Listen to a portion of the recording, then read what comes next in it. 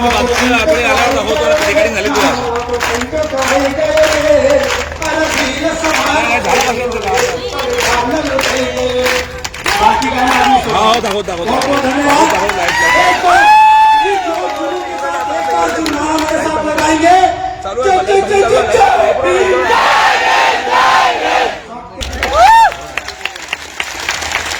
और उन्हीं बाबा साहब अम्बेडकर जी के वोट के अधिकार को हम शराब पे बेचाते हैं।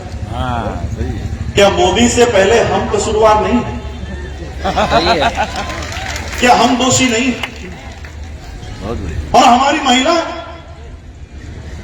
वो सोचती होंगी हाँ हमारे पुरुषों ने बेच दिया, हमने नहीं बेचा।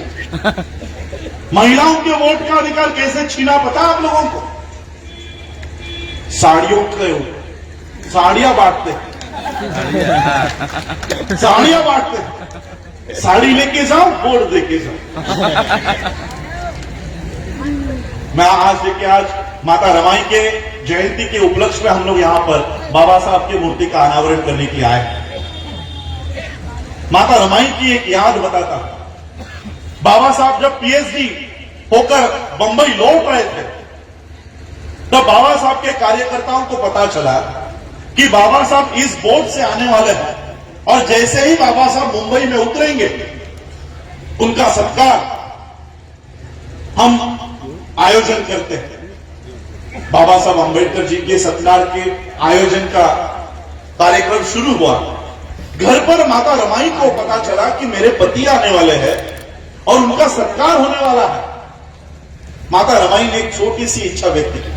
क्या? कि अपने पति का, मेरे पति का सत्कार मुझे अपने आंखों से देखना। एक छोटी सी इच्छा माता रमाई ने व्यक्त की कि मेरे पति का सत्कार मुझे होते हुए देखना है। लेकिन माता रमाई की समस्या क्या थी पता? माता रमाई की एक समस्या थी कि उनके पास एक भी अच्छी साड़ी पहनने के लिए नहीं थी। जो साड़ी उन्होंने पहनी हुई थी वो 7 जगहों से फटी हुई थी। अब पीएचडी प्राप्त करके आए हुए बाबा साहब अंबेडकर जी का सत्कार होने वाला है और उनकी पत्नी ऐसे फटे साड़ी में जाए, अच्छा लगेगा? माता रमाई सोच रहे थे कि मैं कैसे जाऊं बाबा साहब का सत्कार देखने के लिए, मैं कैसे जाऊं अपने पति का सत्कार इस फटे हुए हाल में। लोग बाबा साहब को ताना देंगे कि देखो अपने पत्नी को किस हालत में रखा। माता रमाई सोच रहे थे कि मैं कैसे जाऊं। तब माता रमाई को याद आया कि छत्रपति शाहू महाराज जी ने बाबा साहब अंबेडकर जी का सत्कार करते समय एक पगड़ी उनको पहनाई थी, पगड़ी, और वो पगड़ी उन्होंने संभाल कर ट्रंक में रखी हुई। माता रमाई ने वो ट्रंक खोली, वो पगड़ी निकाली और जहां जहां पर वो साड़ी पटी है वहां पर लपेट कर माता रमाई बाबा साहब का सत्कार देखने के लिए गए। अब पति का सत्कार हो रहा है तो पत्नी ने मंच पर आकर बैठकर देखना चाहिए, लेकिन माता रमाई मंच पर नहीं आई। कम से कम पहले रो में बैठकर, वहां पर भी माता रमाई नहीं आई।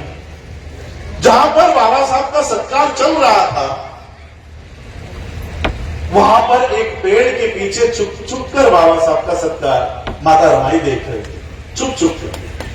अब बाबा साहब का ध्यान पूरे समाज पर।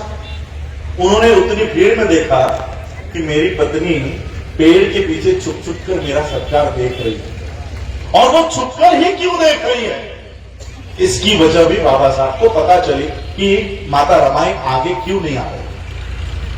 बाबा साहब अंबेडकर जी का सत्कार संपन्न हुआ। बाबा साहब मंच से नीचे उतरे और उस पेड़ के दिशा में चलते हुए गए। माता रमाई का हाथ अपने हाथ में लिया और माता रमाई से कहा, रामू, रामू, मुझे अगर तेरे अकेले का संसार करना होता तो मैं वो सोने जैसा करता। मुझे अगर तेरे अकेले का संसार करना होता तो मैं वो सोने जैसा करता, लेकिन मुझे मेरे इस समाज का संसार खड़ा करना है, इसलिए मैं तुझे न्याय नहीं दे पाया, इसलिए मैं तुझे न्याय नहीं दे पाया। आज आप इस कार्यक्रम में आने के लिए घर में सबसे अच्छी साड़ी पहनकर आए थे, है ना? बंबई में, मेट्रोपॉलिटन सिटीज में हमारे महिलाओं की परिस्थिति इतनी बदल गई है कि वो जो कबोर्ड होता है, अलमारी खोलते ही धड़ाम करके साड़ियां नीचे गिर जाती है। ये परिवर्तन कैसे हुआ पता है? माता रमाई अगर उस समय फटी हुई साड़ियां नहीं पहनती तो आज भी आपके शरीर पर अच्छी साड़ियां नहीं आती। ये माता रमाई का त्याग है, ये माता रमाई का बलिदान है। इसी माता रमाई के त्याग को, बाबा साहब के बलिदान को हम साड़ियों पे बेच आ गए, साड़ियों पे बेच आ गए। और हमारा युवा 100 रुपए के लिए, 200 रुपए के लिए, 500 रुपए के लिए चाहे जिस पार्टी का झंडा अपनी गाड़ी पे लगाता है, घूमता रहता है। आज कांग्रेस का झंडा, कल बीजेपी का झंडा, 100-200 रुपए के लिए हमारे लोग किसी और का झंडा हाथ में लेकर उसका प्रचार करते रहते। सोचिए, अगर पैसे कमाने के लिए अगर बाबा साहब अंबेडकर सोचते कि अभी मेरी बैरिस्ट्री हो गई है, मेरी पीएचडी हो गई है, अब मुझे मेरे परिवार के लिए पैसे कमाने हैं, अगर बाबा साहब उस समय नौकरी या व्यवसाय करते, बिजनेस करते, हर साल इस देश में अमीरों की सूची बनाई जाती है कि इस देश का सबसे अमीर कौन।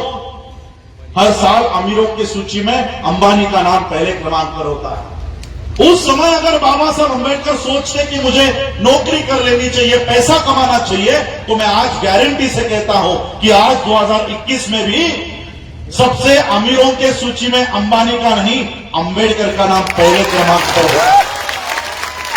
इतने पैसे डॉक्टर बाबा साहब अंबेडकर कमा सकते थे, लेकिन मुझे अभिमान, मुझे गर्व है इस बात पर कि डॉक्टर बाबा साहब अंबेडकर जी ने अपने परिवार के पालन पोषण के लिए नौकरी या व्यवसाय नहीं किया।